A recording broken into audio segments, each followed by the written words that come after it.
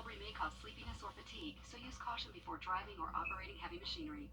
Visit Calvary.com and ask their doctor if non-stimulant Calvary can help make your child's ADHD symptoms manageable.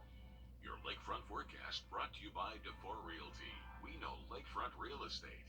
Closed captioning for News 12 is brought to you by Kenneth Nugent. From the station that's on your side, this is News 12, first at 4.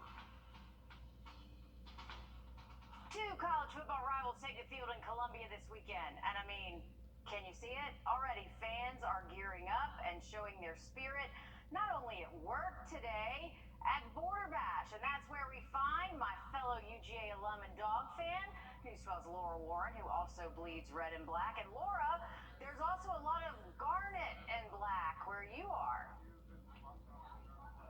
Yeah, so far it is looking like Georgia has the majority out here. The gates are just about to open in the next minute or two. You can see that they're starting to scan those tickets, and these fans are going to start coming in.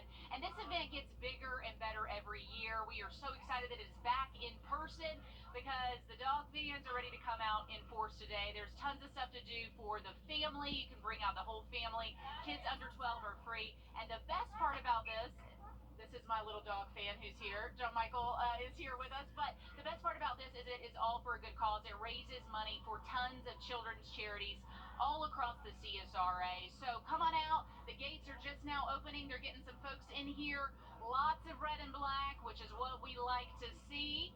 Who's here for the dogs? There you go. All right. What do you think the game score is going to be tomorrow? Blowout. It's going to be a blowout. Bones back from South Carolina. That's all that is right.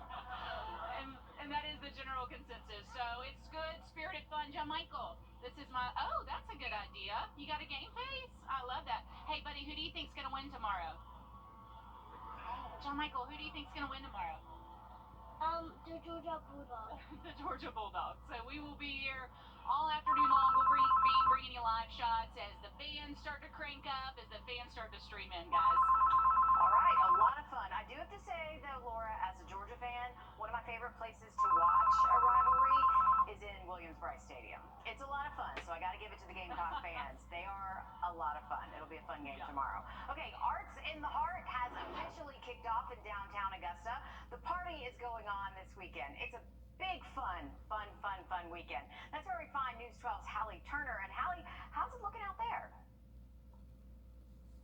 Absolutely, Meredith. I'm out here with Miss Durant today, and it's the 40th annual Arts in the Heart here in Augusta. Now, last year it was a little bit smaller, but Miss Brenda, can you tell us a little bit what's new this year? We've expanded. Well, we're back with a full festival. So what we did was expanded the festival one extra block. The 600 block of Broad Street is now our family area that has a family stage, the Young Artists Market, and activities for kids. So it's a very interactive block of Broad Street.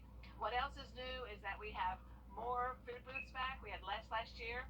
We have 5 stages instead of just 2 this year, and we have almost 130 fine arts and crafters. So the smaller festival is back being the big festival we used to. Absolutely. You know, with kids, what are some main events? I know we kick off in about an hour. What can family and kids come out here and do tonight? So I think that families and kids can really enjoy the festival whichever way they like. So, of course, if you have a young child, the Young Artists Market and the family area on the 600 block, super fun. If you have a curious food child, a foodie, tasting food from around the world, a lot of the food booths have inexpensive items, so you can buy singles and give them a taste of international food. We also have 5 stages, so there's one stage which is jazz. We have a singer-songwriter contest tonight on the global stage, and a big band sound with Wycliffe Gordon playing to close the festival. But 5 stages of very diverse music and activities, great for family fun. And then, of course, shopping. A lot of kids have not seen an artist who creates work. Absolutely. Well, with 100,000 people out here, it looks like a big event. I know everyone's looking forward to the food. I've spoken with some vendors earlier, and they've been a week in preparing all of this. Absolutely. So we'll take it back here at 5, and we'll talk to some of those vendors on, why they're out here. All right, thanks for that, Hallie. You know you can do some early Christmas shopping at Arts in the Heart. I've done that in years past. A few streets will be closed because of the festival. They're already shut down, so just a word to the wise. McCartan from Broad to Jones, 9th Street, currently closed right now, as well as the parking well in the 600 block of Broad. Then one eastbound lane of Reynolds is closed between 9th and 8th Street. These closures will last until the end of the festival on Sunday evening. So just make sure you keep that in mind if you're heading downtown. We hope you do head downtown. We hope you head to Arts in the Heart. We hope you head to Border Bash. So much going on this weekend, and quite possibly the best news of all is that Mother Nature is going to cooperate with all of it. Our first alert, Chief Meteorologist. Headaches there, but nothing too major. Doesn't look like it's anything completely out of the ordinary. Going outside of our studios, you can see the usual congestion right here, I-20 going eastbound, so crossing the state line, you may run into just some minor inconveniences, but nothing. About 10 minutes. All right, sounds good. Thank you, Riley. Several Burke County high school students recovering after investigators say a school resource deputy deployed his OC spray while breaking up a fight. That's pepper spray. The Burke County Sheriff's Office says they were called to the high school in reference to several students who were fighting while attempting to break up that fight. Investigators say a resource deputy deployed that OC spray. Several students say they were irritated by it. Burke County EMA provided aid to those affected students. Investigators tell us the students directly involved in the fight were detained and their parents were notified. They also tell us charges are pending. The Richmond County Sheriff's Office needs your help finding a missing mother and her daughter. Jasmine Allen was last seen 3 days ago around 11 a.m. or so, leaving her house on the 2800 block of Coniston Drive. She was in a silver 2018 Jeep Wrangler. Allen was reported missing by her mother, who says Allen suffers from postpartum depression.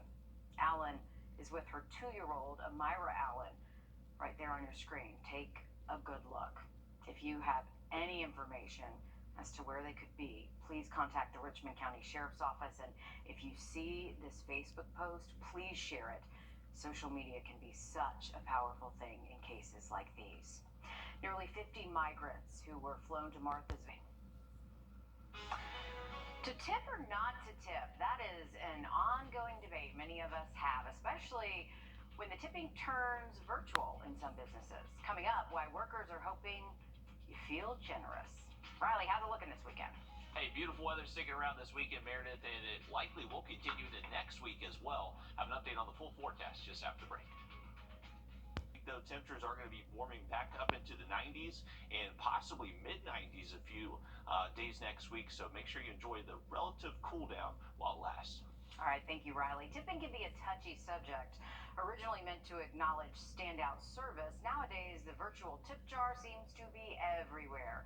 Technology has made it even easier to request or suggest gratuities, but as Elise Preston reports, generosity that peaked during the pandemic is starting to drop off a bit.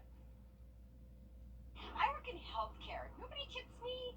Sisters Leslie and Susan don't agree on tipping when it comes to purchases outside of a full-service restaurant. Sometimes I tip just because they're nice to me, but seriously, I don't feel pressure. Leslie feels it. She says even when swiping her card at kiosks, she always gives a little extra. You didn't do anything. I just walked up to the window and bought it, but you're turning around like for me to leave you a tip. Okay. I almost feel like I'm suckered in. You know, like I gotta give something, like I'm under pressure a little bit. A recent survey shows tipping for takeout food peaked at the height of the pandemic. While that fell off, it's still up from 2019. You know, with the pandemic, everything changed. Curb service, what were meant to be temporary fixes are now standards. So there is a gratuity that is often expected that goes along with that. On average, Americans are tipping nearly 20% for sit-down meals. Gratuities dropped to about 14% on other goods and services. And etiquette expert Diane Gottsman says that's okay. You're not expected to leave the same type of gratuity as you would if you're at a sit-down meal. But if you're grabbing a cup of coffee, if you just want to leave the change, if you want to tip up, or if you want to leave $1, by all means, feel free to do that. While you may feel like you're being judged, Gottsman says the worker behind the counter may just be looking to help the next customer. Elise Preston, CBS News, New York. Getting into the real estate market can be intimidating. Coming up in Watching Your Wallet, we have some advice for beginners.